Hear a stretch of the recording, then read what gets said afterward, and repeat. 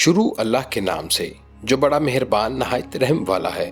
تمام دوستوں سے گزارش ہے ایک بار درود شریف پڑھ لیں اور ساتھ ہی چینل کو سبسکرائب کر کے پاس موجود گھنٹی کے بٹن کو دبا دیں تاکہ ہماری ہر نئی آنے والی ویڈیو آپ تک پہنچتی رہے۔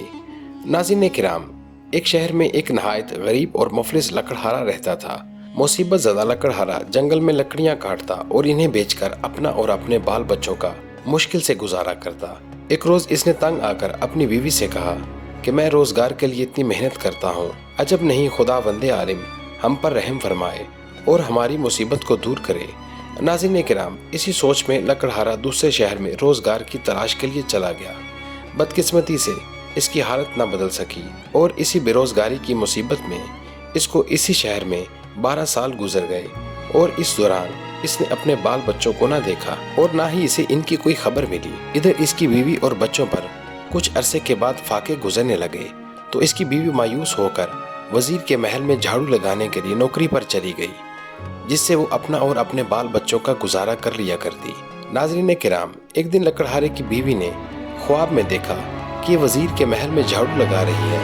اتنے میں امام جعفر صادق علیہ السلام صحن وزیر میں تشریف لائے اور اپنے اصحاب سے فرمانے لگے، آج کیا تاریخ ہے اور کون سا مہینہ ہے؟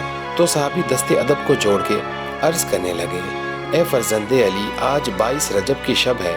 تو ناظرین کرام، امام جعفر صادق علیہ السلام نے اپنی زبان معجز سے فرمایا، اے لوگو، اگر کوئی شخص رہتی دنیا تک کسی پریشانی یا مصیبت میں مبتلا ہو اور اپنی کسی بھی حاجت کے لیے پریشان ہو تو 1.25 سیر پوریاں کنڈوں میں رکھ کر 22 رجب کو بوقت نماز فجر ہمارے نام کی نظر خداوند عالم کی درگاہ میں پیش کرے اور ہمارے واسطے سے خداوند عالم سے حاجت طلب کرے۔ ناظرین کرام، جیسے ہی لکڑہاری خواب سے بیدار ہوئی، اس نے نماز فجر کے فوراً بعد خداوند عالم کی بارگاہ میں نظر پیش کی اور امام جعفر صادق علیہ السلام کے واسطے سے حاجت طلب کی۔ اتنے میں جب لکڑہارا نماز فجر کے بعد اپنی روزی کی غرض سے درخت پر چڑھ کر لکڑیاں کاٹ رہا تھا، اچانک اس کے ہاتھ سے کلہاڑی زمین پر گری تو اس نے محسوس کیا کہ زمین میں کچھ دفن ہے۔ جیسے ہی اس نے زمین کو کھودنا شروع کیا تو اسے معلوم ہوا کہ زمین میں ایک شاہی خزانہ دفن ہے۔ یہ روز تھوڑا تھوڑا کر کے اس خزانے کو لاتا رہا اور اپنا سامان سفر تیار کرتا رہا، یہاں تک کہ سارا خزانہ حاصل کرنے کے بعد اپنے شہر کو واپس آ گیا اور ایک عظیم الشان عمارت تیار کروائی۔ ادھر اس کی بیوی نے 22 رجب کی خواب اور نیاز کا تمام واقعہ لکڑہارے کو سنایا اور ادھر واقعہ سننے کے فوراً بعد لکڑہارا صدقے دل سے امام جعفر صادق علیہ السلام کی نیاز پر ایمان لے آیا۔ ناظرین کرام، کچھ عرصے کے بعد وزیر کی بیوی اپنے محل کے صحن میں کھڑی ہو کر ہوا سے لطف اندوز ہو رہی تھی کہ اس کی نظر لکڑہارے کے عظیم الشان مکان پر پڑی۔ اس نے اپنی کنیز سے پوچھا تو معلوم ہوا کہ یہ عظیم الشان عمارت اس لکڑہارے کی ہے کہ جس کی بیوی محل میں جھاڑو لگایا کرتی تھی۔ یہ سن کر وزیر کی بیوی نے لکڑہارے کی بیوی کو طلب کیا اور تمام واقعہ سننے کے بعد ایمان نہ لائی، مگر یہ کہنے لگی، ضرور تمہارے شوہر نے راہ زنی کی ہوگی جس کی بدولت تم مالدار ہو گئے ہو۔ ناظرین کرام، ایسا خیال آنا ہی تھا۔ بادشاہ نے وزیر کو فوراً طلب کیا اور اسے مال کی ہیر پھیر کے متعلق پوچھ گچھ کرنے لگا، جس میں وزیر صحیح حساب کتاب نہ دے سکا۔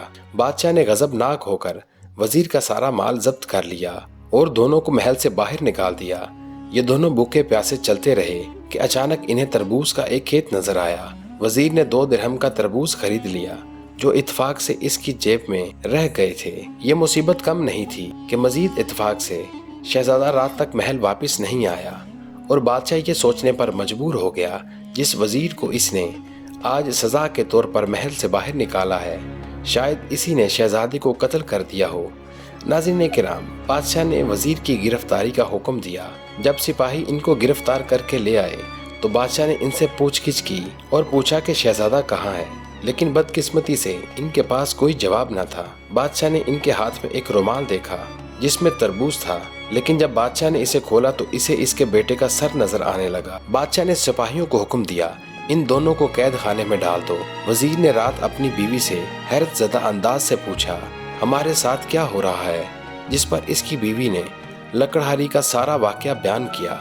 واقعہ سننے کے بعد वजीर इमाम जाफर सादिक अलैहिस्सलाम पर ईमान ले आया और अपनी बीवी से कहने लगा, ये तुम्हारी इसी गलती की सजा पा रहे हैं। नाज़रीन किराम, वजीर और इसकी बीवी तमाम रात तौबा करते रहे। जैसे ही खुदावंद आलिम ने इनकी तौबा कबूल कर ली तो सुबह होते ही शहजादा महल आ गया। और जब बादशाह ने शहजादे से पूछा कि तुम इतना अरसा कहाँ थे, शहजादा कहने लगा, शिकार ना मिलने की वजह से मैंने एक बाग में क़याम कर लिया था।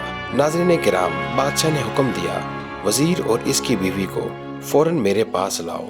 और वही रुमाल खोला तो देखा अब की बार इस रुमाल में बजाय कि इसके बेटे का सर नजर आता, इसे इसी रुमाल में तरबूज नजर आने लगा।